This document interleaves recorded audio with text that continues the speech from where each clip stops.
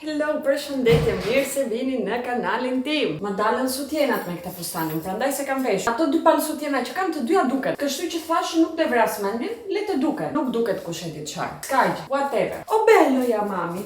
O bello ja ime ti. Sot që po e filloj të vlogun është një ditë e diel, faktikisht do e filloja dje, por ishte një nga ditët më të këqija që kam kaluar në këtë vit, kështu që nuk filmova. Përveç asaj sot, nisem për Shqipëri. E kisha unë në plan këtë udhëtim. Jo, me thënë, e kisha, por për pak më vonë, nga shtatori. Puna nuk pret, ekzistonin e pak komplikacione, dokumentash, situatash. Kështu që në darkë nisemi për Shqipëri. Unë është tregon kohën e keqe. Nisim nga ora 4 thotë që do bjerë pak shi, pastaj basta. Shohim si do shkojë ky muhabeti. Te që thoni, u zgjuam herët sepse Klajdi kishte rënë dakord me komshin të hypën lart te çatia edhe të ndrojnë tjegullat. Qa fjale është shqiptare, italiane? Tegull është në italisht, atëherë tjegulla nuk është në shqip. Apo më syt në mëngjes, marrëm telefonin në dorë se është ky huq i keq që kam, edhe shoh një milingon sipër te ekrani. Edhe kuptoj që diçka nuk po shkon mirë. Ne në përgjithësi te kjo shtëpia nuk kemi patur kur milingon. U ktheva nga Greqia, edhe gjeta milingona në shtëpi. Edhe mu ngritën ervat me Klajdin, e thira sepse i thash nuk e kujdesur për shtëpinë, të kanë rënë flera, edhe jam mbledhur edhe njërin edhe tjetër. Fillova të pastroj si e çmendur, po pash që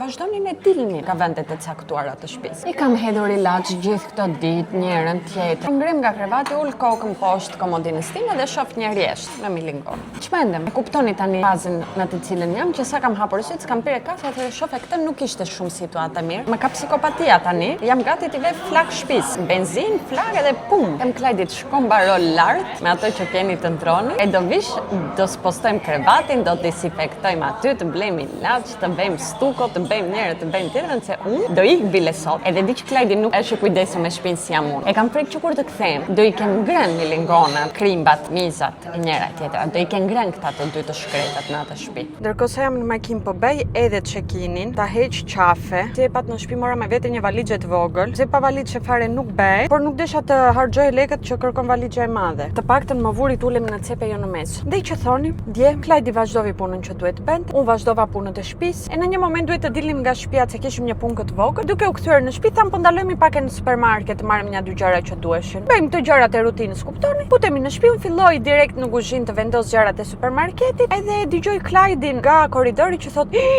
"Angela, e pe këtë?" E tetrurim, ishte mbushur shtëpia milingona tani. Mera ushka, jo milingona. Apo është njëjta fjalë mera ushka e milingonat?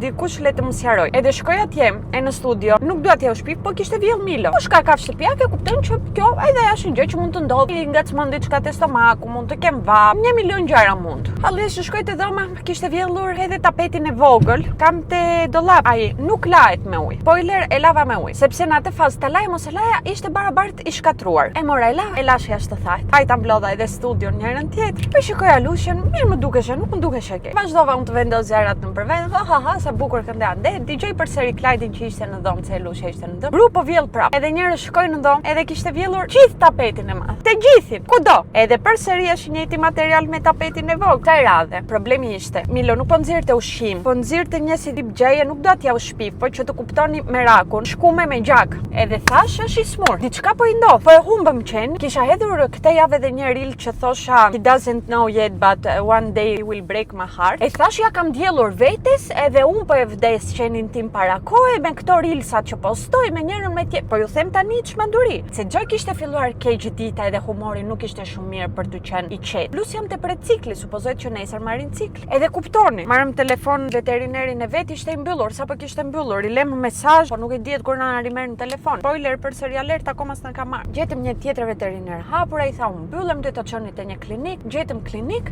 Morëm telefon, a thanë nisuni hajdeni, ndërkohë Milo volli përsëri për herë të tretë e të katërt, ndërkohë që ne po bënim këtë procedurë, edhe përfunduam te klinika.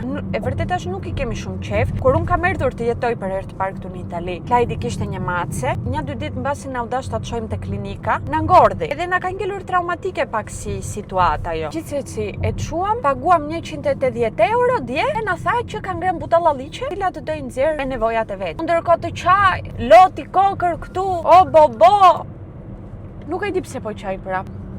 Halal ato lekët që nuk ishim ndërmend ta harxhonim dje, s'ka problem, edhe në plera le t'i hitja mjafton që rezultati të ishte përsëri që është mirë. I morën gjak të shkretit, i bërën eko, po më merr edhe i me motor. E la motra, ku e lash tani, nuk e mbaj mend. Dhe sa kalojnë vitet e kuptoni, meraku bëhet më i madh se e lushja pom plake. Qeria për qenkat nuk është një lloj matetone, do të thënë Milo tani për moshën e qenkave është 40 e ca vjeç, supozoj, 40-40 pak. Është më i madh se Klajdi. Edhe sa më i madh ti jetë qeni, aq më shpejt largohet nga jeta në përgjithësi. Qeni më i madh në botë që është Alano, mesatarisht ikën nga jeta në moshën 7-8 vjet. Sa më i vogël ti jetë qeni, aq më shumë jeton. Me që po ikë në darkë. Tash ta shfrytëzojmë mëngjesin e të shkojmë në një merkato, me të përdorura që bëhet në një park. Është më mirë kur bëhet në park se sa te qendrat në këtë periudhë, sepse ka më shumë pemë e pak më shumë freski. Misioni është të gjej gjëra lino dhe koton për udhëtimin ton veror, sepse bën shumë vap te ky destinacioni që do shkojmë, duhet të veshim gjëra të lehta dhe gjithmonë vazhdon të ngelet pjesë e misionit llamba. Në darkë do jem në Tiranë.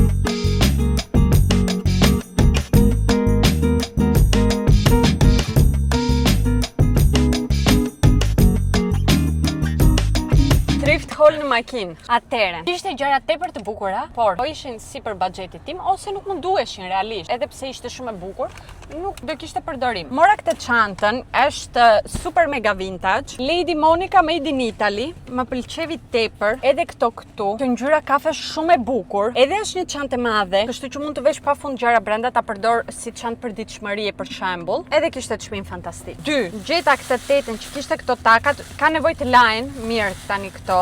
Shikoni sa të bukura janë. Janë taka prej badit të vërtet, duken super yll me këtë gjën këtu që kanë si rip. I adhuroj. Vero Cuoio, made in Italy përsëri numri im. Faleminderit teta, më nderove.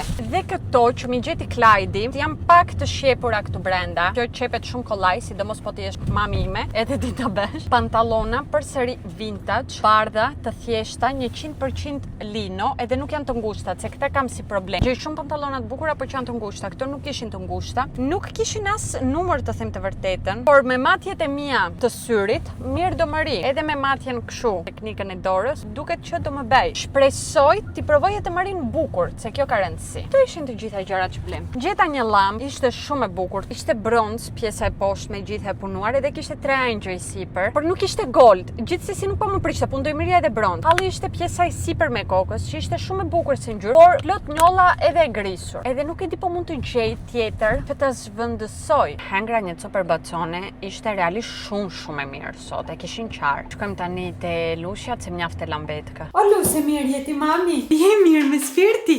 O njerëz, sikoni sa gjunaf jam kam rrer kënkën. Spirti im ti, cuni mami ti. Cuni im i bukur ti, dritka ime ti. Ha, po mban mirë gjëra që solla. Ne që erdhëm në shtëpi që bëj një full unboxing, kam marrë gjëra shumë të bukura. Si kishte dalë dhe koleksioni i ri. Do filloj me të parën, që është kjo varsja. Mendova që do jetë shumë e bukur, ta kombinoj me gjëra të tjera. Më pëlqen shumë t'i vesh në plazh këto. Është edhe vockël, nuk bie tepër shumë në sy. Kjo është më partikolare. Kjo tani vjet kështu, që të bjerë pak, e kuptoni, në mes të bustit. Ma çfarë nervat që duket kjo gjë, apo s'kam çfarë bëj tani. Është sezoni perlës tani, asaj ngjyreje. Këtë dua ta ve direkt. S'kam marrë të gjitha varset, më duket. Shumë e bukur edhe kjo. Po thashë do vije dhe Leana në Shqipëri. Do takohemi përsëri sot. Te muaj kam bërë 2 javë jashtë shtëpi se 2 javë në shtëpi. E shikoni sa e bukur që është, sa elegante që duket. E mendoj që shkon edhe me këtë që ju tregova që parë. Po, shumë bukur duken. E fundit është një doppio unaz. Këto të dyja kombinojmë bashkë e vën këtë sipër kësaj. Po unë e mora kryesisht për këtë unazën, sepse desha ta vesh sipër ethit të dasmës. Shumë bukur duket. Po. Një mrekulli. Besoj që jemi të gjithë dakord që duket tepër shumë e bukur. I love it so very much. So very much. Këtë çantën kështu të vend se nuk e pas çfarë. Ai bukur duket. Dhe me fustanin, ngjyrat kështu shkon shumë. Buri i bukur po na bën drek, makarona domethënë. E ka veshur edhe trikon mbrap. E vërtet është mbrap se është e veshur. Unë aty lava edhe këpucët, sepse nuk dua t'i fus në krem, t'i provoj. Palare dhe ishim mjaft të palara. E kuptoj që i ve në shitje, po barabar duhet jem pak të kuruara gjërat. Gjithsesi, i lava mirë, i lash atje të thënë që të mund t'i provoj pastaj. Plus kisha gjetur këtë librin, që shumë më pëlqen të gjej libra të bukura në të përdorura, t'i vlerësoj tepër. Po ta heqëm këtë pjesë, ngelet kështu, që edhe kështu më pëlqen shumë. Dhe brenda flet për artin, ka vizatime të ndryshme. Shikoni çfarë bukurie. Mua personalisht disi kështu më kënaqet syri. Çfarë kohë ajo e dikurshmja. Shiko çfarë bënin njerëzit. të arrit tani të gjitha gjërat. Tifus këtu. Nuk e di si do shkoj ky muhabeti, nuk e di po do kemi mjaftuar shumë rroba apo do ngelem. Nuk e di as çfarë duhet të marr, se më duket që do më vi cikli, kështu që do dua të vesh gjëra të rehatshme, jo të ngushta, sigurt jo transparente, jo të bardha. Gjithsesi kam marr edhe të bardha unë e besh, se sidomos pantallon. Kam kryesisht beshe të bardha në këtë periudhë, nuk kam të zeza edhe gri. Kam ditë çoj edhe Elanës se qese me rroba banjë, që kjo zem ben. Gjysma u mbush, këndej duhet të vej make-up, mbathje, puc, që edhe këtu zoti e di vetëm çfarë budallolli që kam marr. Ndiem që nuk kam mjaftuar shumë rroba, sidomos për një javë. Po pastroj këtu banjën para se të ik që ta le sa më të pastër të jetë e mundur. Ndërkohë fluturoj me Whistle. Edhe kohët e fundit po marraja nervun që të shkoj në Shqipëri. Edhe xha marri ti mesazhin që do vonoj të udhëtimi im. Kishim nisje në orën 11:05, e thotë që nisja është sponsor në orën 11:50. Edhe inshallah, e mbyllu me kaq, apo e mbyllu me kaq, nuk ka problem. Problemi do jetë ari atje edhe të ma shtyn prapë se e ka huqë keq Wizi këtë pjesën në përgjithësi. Me jep zot fuqi ta përballoj këtë ditë sot se do jetë shumë e gjatë derisa të arrijë në Tiranë. Bëjeni një dush trupin se flokët djej lava. E nesër jemi te Xhena, kështu që do rilahen. Edhe dushi dën, tani duhet t'i kaloj një leckë të shpejt çimentos të banjas, edhe të merr me bakpakun që do marr me vete.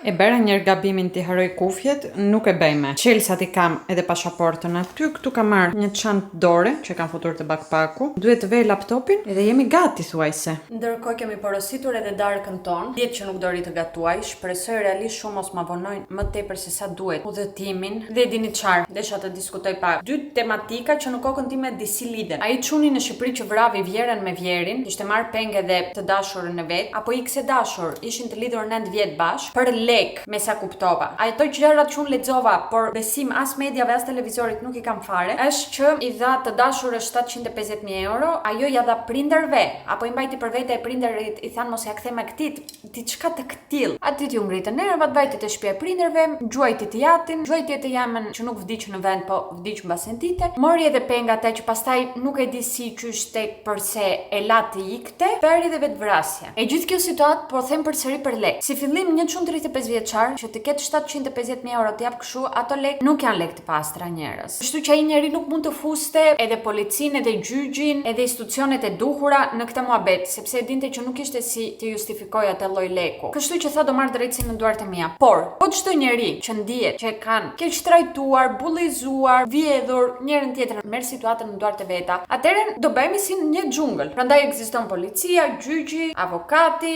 gjykatësi, njeri tjetri këndej ande. Leri që nuk janë lek të pastra. Parabar do thotë dikush janë lek të veta. Okej, e dini çfarë. Kur e rritemi, edhe truri jonë është i zhvilluar. Supozohet edhe karakteri jonë është i zhvilluar. Le të marrim disa vendime. Sipas meje po flas gjithmonë. ABC për veten tonë. Edhe çdo vendim e dim që ka konsekuencën e vet. Babi im për shembull më thoshte, kur jap lek borxh, i quaj thuajse si të haruar, si të humbura. Po mi kthevën gëzojnë, lumturojnë. Mora lekët e mia mbrapsht. Por pos mi kthevën as sikur e kisha llogaritur. Nuk them që ajo familja Barimir që mori lekët e këtij njeriu. Patjetër që jo. Por ky njeriu duhet të kishte llogaritur para se t'jap lekët. Për ndryshe, do duhet të kishte dhënë prindërve të vet ato lekë. Jo të fejuarës. Ke nerva, e kuptoj, humb kontrollin, e kuptoj, por nuk e justifikoj. Beri Çarberi ka pëlqyer ky muhabeti në mediat, e lexoj komente thotë pse e la të gjallë atë duhet të kishte vrarë bashkë me prindrit edhe jo veten e njërin e tjetrën. Jeni në terezi juve që shkruani këto komente, realisht jeni në terezi. Domethënë ai nuk kishte asnjë faj në këtë muhabet që i mori lekët e ja dha. Më falni pak, mund t'i fuste te banka e vet, po të ishin të ligjshme. Mund t'i jepte dikujt familjarit të vet. Ore mund të shkonte në një ark, ta hapte një grop, të fuste një ark aty brenda me lekët, ta mbulonte gropën, të dinte vetëm ai ku janë ato lekë. Ai base e beri duke besuar në të mirën te e dashura e tij, edhe që ato lekë janë të sigurta, edhe jam dakord me ju. Por kjo nuk do të thënë që ti merr një pushk këtë herë edhe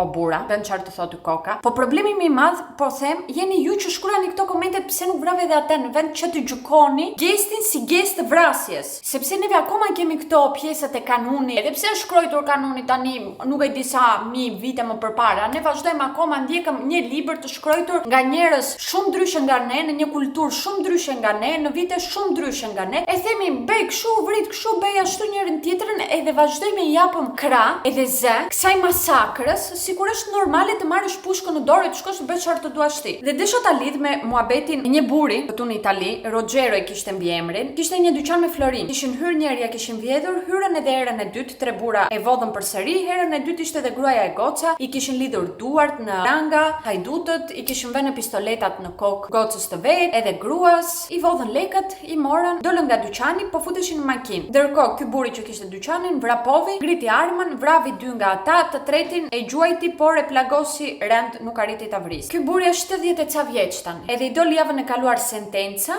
që duhet të kaloj 14 vjet e 8 muaj në burg, sepse po ju them përsëri, ligji është ligj. Edhe ligji në Itali, po më duket në shumë vende të tjera të Europës, se thotë që ti nuk mund të vrasësh një njeri përveç se për mbrojtje, domethënë po është duke të vrarë tjetri, okay, e vrave ti sepse po të vret ai. Si përfundim dolën që ato pistoletat që kishin të hajdut ishin jo të vërteta, kështu që nuk kishin ndërmend të vrisnin. Tani do më thuash ai burri nuk e dinte këtë gjë, dhe unë jam shumë dakord. Plus pa gruan, plus pa vajzën e vet në atë situatë, edhe dihet të ersohet truri, edhe thua duhet të bëj diçka të mbroj familjen time, sepse edhe ligji vet nuk po bën asgjë. Është hera e dytë që po më vjedhen, e di që po ikën edhe tani nuk do i kapën, nuk do i fusën në burg, nuk do bëj të drejtësi ndaj meje, nuk do marr mbrapa të gjitha ato lekë që më vodhën, që mund të jenë vite pune. Kështu që e kuptoj sentimentin e atit njeriu, e kuptoj ndjesin, 1000%. Unë ndjes siç të ndjeshe çdo një nga ne. Por përsëri ligji thotë që ti nuk mund të marrësh pistoletën e të vrasësh, sepse të vjedhësh e të vrasësh nuk është e njëjta gjë. Të dyja janë të këqija. Patjetër që edhe ata që vjedhen duhet të llogarisën rreziqet që ka puna e tyre. Edhe ata duhet të marrin përsipër situatat që mund të ndodhen. Por ajo që do duhet të ndodhte do ishte t'i kapte policia, e t'i fuste në burg, jo të humnin jetën e tyre. Ashtu si edhe ai çunin në Shqipëri për shembull, po është marrë me punë ilegale. Do duhet që gjata kishte kapur shteti. Edhe ato lek do detyroheshin të sekuestroheshin nga policia. Ashtu si duhet të bëjnë me shumë politikanë tonë, për shembull ose parlamentar. Gjithsesi, do desha të dëgjoj mendimet tuaja. Ju lutem shumë, pa ofendime, sepse jam e sigurt që do ketë njerëz që mendojnë ndryshe nga unë. Jam shumë okay me këtë situatën, nuk ka problem, çdo njeri mund ta mendojë si të doj. Barabart ligji është i qartë, nuk është një mendim ligji, por do desha të shoh anën tuaj për shembull. E po të jetë e njëjta me mua, e po të jetë ndryshe me mua. Të shoh një këndvështrim që mbase nuk po kuptoj, po me argument ju lutem, edhe pa ofendime. 4 minuta Rimburgers. Edhe pastaj të hajmë të nisemi, Belo. Po, Belo. Morëm përsëri nga Old White West. Luse, nuk e di po bën mirë ta has bacon i xera të këtilla tani. E gru, ç'a ndodhi? Pse ja akoma këtu? Njerëz u vesha që të nisemi. Dhe më erdhi mesazh që shtyven akoma. Shtyven e 50 minuta të tjera, thotë që arrin orën 2 një çerek të mëngjesit në Tiranë. Allës që kam unë një ndjesi brenda meje që përsëri do marrë një mesazh para se ti edhe do ma shtym prapë. Edhe mendoj që ja arriti derisa të dalësh, derisa të arrish në shtëpi, të ndrohesh, në mëngjes duhet të zgjohemi herët si u thash. Ti mos flej. Po vazhduan të më anullojnë, të më shtyjnë, pasi arrin në 7 mëngjesit. Në Shqipëri s'do kem nevojë fare të fle. Ha, nuk i dihet. Sa orë është ty? 1:30. Për sa orë bëhet rimbursimi? Për sa lekë? Për 2 orë më duket. Shumë mirë. Ku i ke hallin ti këtë? Ora ka vajtur 4 e mëngjesit. Sa po hyra në shtëpi. Mora me i kabagun që të laj fytyrën time, të laj dhëmbët edhe ti këtë fle. Ma shtyvën 2 herë të tjera këtë fluturimin. Jam e vdekur, jo e lodhur, e vdekur. Mirëmëngjes. Shikoni këja. Prapë bashkë ne, ka filluar dita jonë, edhe po shkojmë direkt te Xhena. Sot e ka dhënë që do bjejnë në Tiranë stuhi, njërën tjetrën. Jashtë ka për rëndësirë, po del edhe dielli. Gjithsesi unë vesh atlete, pantallona të gjata. Tani po pëllca zvape, nuk po duroj dot veten. Kam vjetur shumë pa korrigjuar. Hello!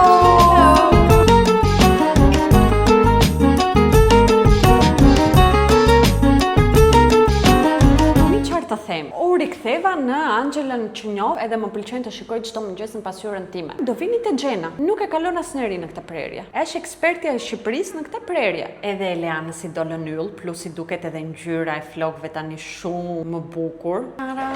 Po, yll. Goca yll. Programi çdo herë që vim në Shqipëri dita parë është e njëjta. Përjetoj déjà vu. Kemi flokët e Xhena pastaj laser. Për një orë fillon seanca tona e laserit, kështu që ulëm këtu afër, ta hajmë diçka para se të shkojmë atje sepse jemi me barkun bosh, edhe ora ka vajtur 1:30. Hëngrëm një klap sandwich gjys për gjys me motrën dhe po shkoj të bëj seancën time të laserit. Ja u kam thënë 1 milion herë sa herë që vi këtu që ishte investimi më i mirë që kam bërë. Nuk e di pa rini të më besoni apo jo. Un kam shpëtuar fare një herë me këmbët. Rezultati aty është i mrekullueshëm. Dhe desha shumë para se të ik me pushimet të vi, ta bëj seancën time që mos kem nevojë të ri të ruhem. Jam bërë një 3 muaj që s'po bëj laser.